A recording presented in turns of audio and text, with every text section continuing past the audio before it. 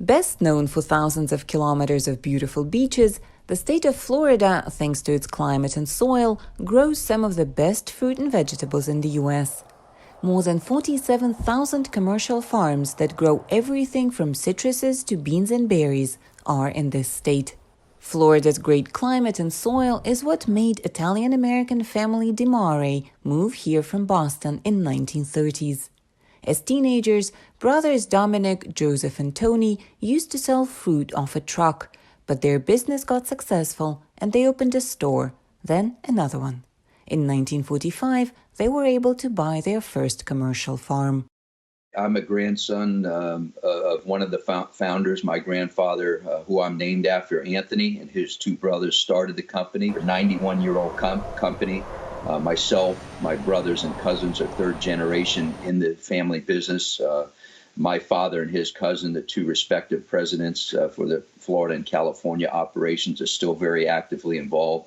I think we still have about 10 family members involved in the family business.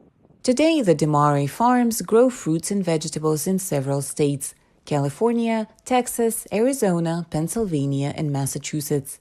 The first ones to feel the effect of the coronavirus pandemic on the business were the Florida tomato farms.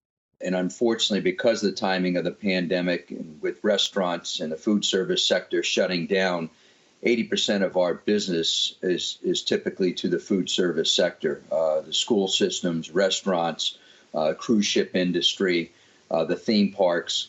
So when the pandemic started and those sectors closed down, we were kind of dead in the water, so to speak. There are thousands of farms like DiMare's in Florida. They deal with the situation the best they can. Some give food away for the poor or those who lost their jobs. Others sell it for the fraction of the usual price. The U.S. government has allocated $349 billion to support small businesses and keep the workers' salaries, and $9.5 billion more to help cattle and agricultural farms that suffer as a result of the pandemic. With no definitive end of the lockdown in sight, Florida farmers hope the virus will weaken in the summer months.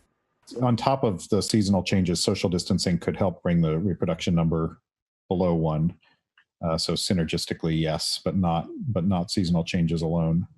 And I think that's consistent with what we've seen from other parts of the world where they are having ongoing transmission. And despite either being in the Southern Hemisphere, like Australia, or and Southern Africa that are outside the tropics, or being in the tropics and having, in many ways, summer-like weather. But no one can say that for certain, and that's putting businesses like the DiMares at risk of disappearing. For Liliya Anisimova in Miami, Florida, Anna Rice, VOA News.